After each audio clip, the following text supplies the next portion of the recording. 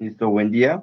Eh, Nuestro grupo está conformado por Brian Puerto, por Tique, Daniel Tique, perdón, quienes habla David Garzón. Eh, Somos estudiantes de Ingeniería en Telecomunicaciones y el día de hoy estaremos hablando eh, la- sobre las características propias de las antenas.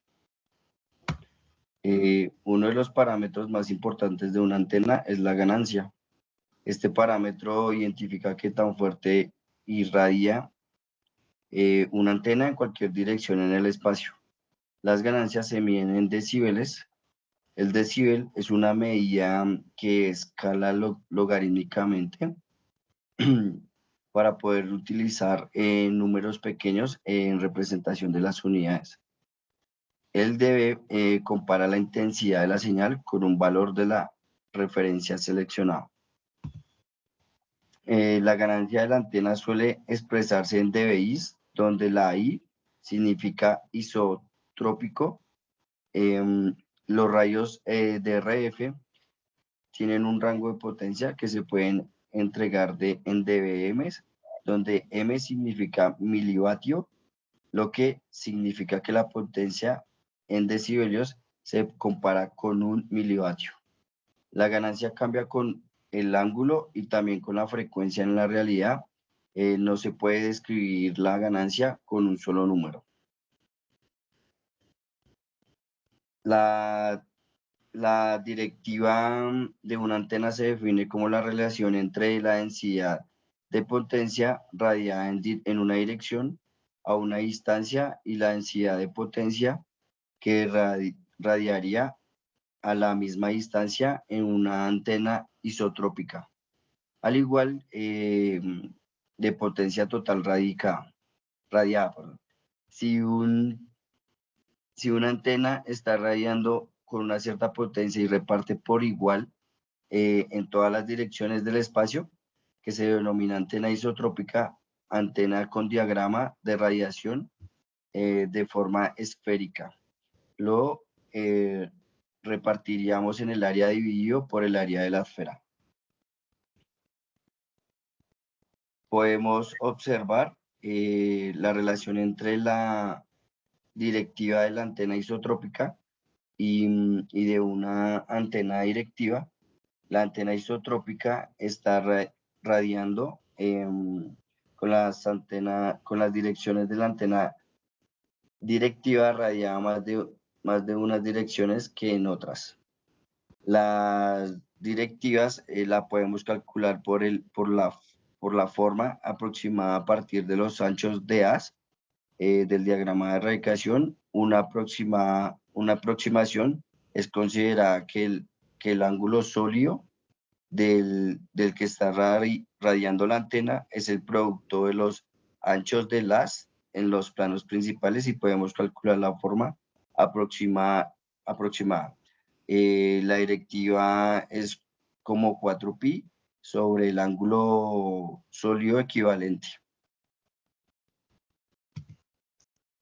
Listo, continuando con la exposición, vamos a pasar al tema de la polarización. Este también es uno de los parámetros pues, más importantes. Es una propiedad natural de la antena que establece en qué campos la señal de transmisión está cambiando. La polarización es decidida por el diseñador de las antenas, horizontal y vertical. Sus polarizaciones lineales, SLAN significa que los campos están cambiando en planos rotados más comúnmente por 45 grados relativos a las polarizaciones verticales y horizontales.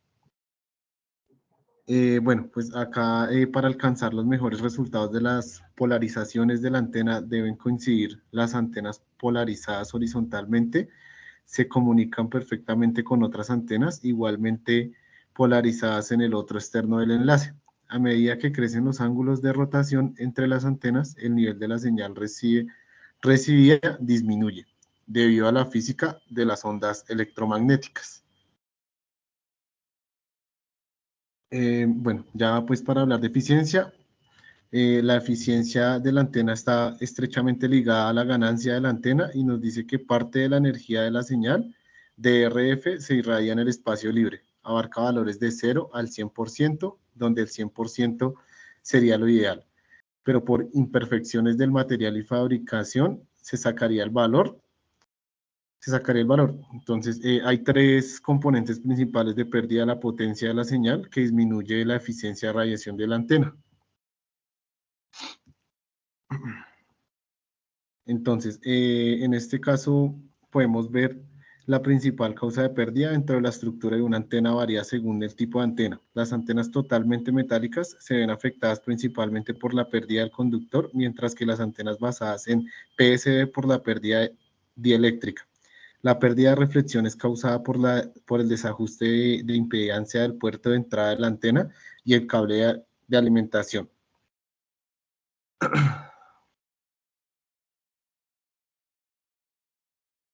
Bueno, entonces en este caso, para la diapositiva de apertura, las antenas de apertura son antenas de las cuales la radiación debido a los campos en una zona que tienen varios tamaños de longitudes de onda y se alimentan a través de campos radiados por otra antena, como pueden ser una guía de onda cero de pequeña apertura. Los tipos de antenas de apertura son bocinas, reflectores o lentes que tienen características un poco diferentes, pero todas tienen en común que producen un frente de fase constante de campo en los cuales se produce la radiación. Aquí tenemos, unos ejemplos sobre esto y también podemos ver los lentes tienen un principio de funcionamiento un poco diferentes, modifica el trazado de rayos que siguen las ondas hasta conseguir que todos los rayos sean paralelos. Lo importante es conseguir un frente de fase casi constante para el campo eléctrico y el campo magnético. En la zona de apertura se va a tener una distribución de campos que puede ser uniforme o no. Pero lo más importante es la fase casi constante. Acá podemos ver un ejemplo del principio de funcionamiento de una bocina. Se alimenta con un monopolio donde se producen campos en el interior de la guía y se preparan, y al final se producen unos campos constantes en el diagrama de radiación. Una antena reflectora consiste en una antena de alimentación tipo bocina y una superficie reflectora.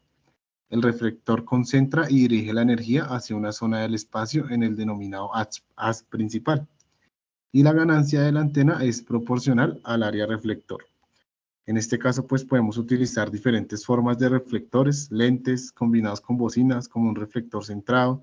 Tenemos reflectores offset con alimentación no simétrica, o podemos tener reflectores cilíndricos donde solamente están curvados una dimensión y la otra utiliza una antena de polarización con distribución de campos lineal.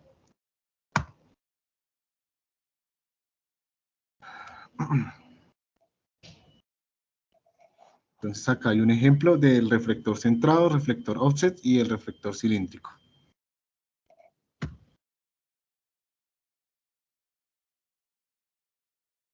Antena adelante de atrás.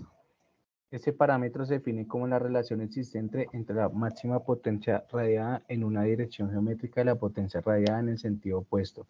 Cuando esta relación es reflejada en un gráfico con escala en decibeles, el ratio de adelante de atrás es la diferencia en decibeles entre el nivel de la máxima radiación y el nivel de radiación a 180 grados. Este parámetro es especialmente útil cuando la interferencia hacia atrás es crítica en la elección de antena que vamos a utilizar. Comparando una antena Yagi con una parabólica, podemos ver que para la antena Yagi tenemos una relación adelante y atrás de aproximadamente de 15 decibeles, según modelo y fabricante. Mientras que para la parabólica, la relación adelante y atrás es hacia 35 decibeles, según modelo y fabricante. De esta forma observamos cómo es de buena una antena respecto al rechazo de señales por la parte trasera. Cuando mayor sea este parámetro en la antena parabólica, mejor será.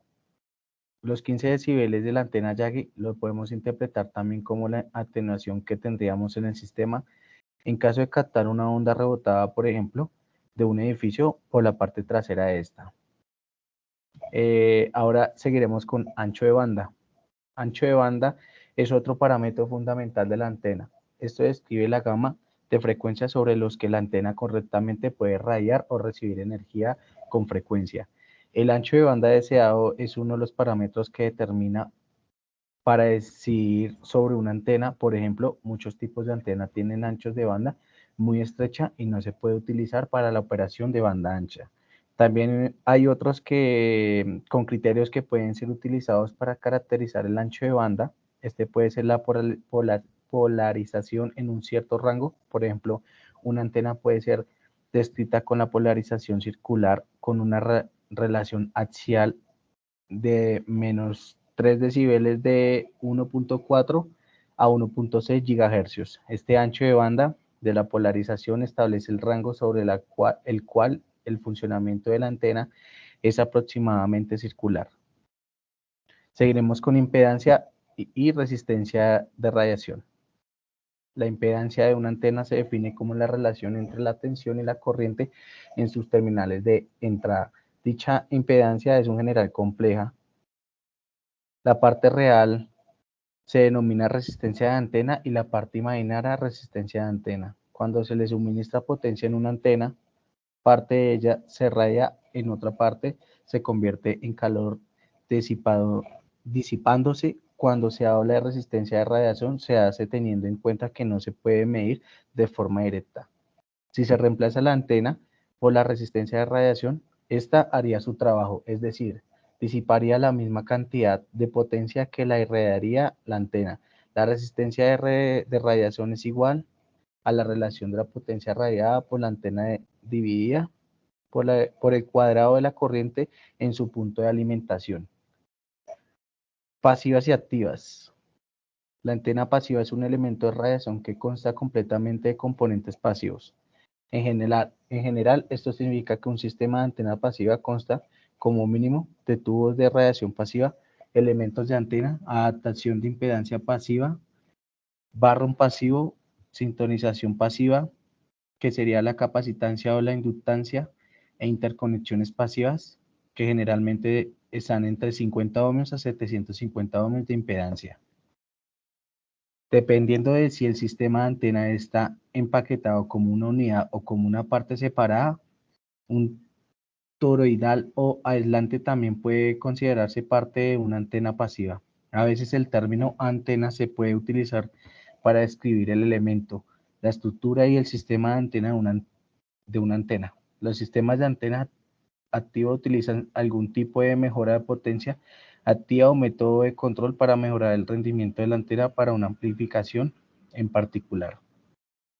Un conjunto de antena activa puede incluir un amplificador como un amplificador de bajo ruido o un amplificador de potencia, un filtro activo, que sería pues el filtro sintonizable o banco de filtros de conmutación, y una parte radiante de una antena de filtro activo. Las antenas activas se pueden controlar y mejorar el rendimiento y se pueden habilitar, configurar manualmente o habilitar automáticamente a través de software o sistemas de control analógicos y digitales.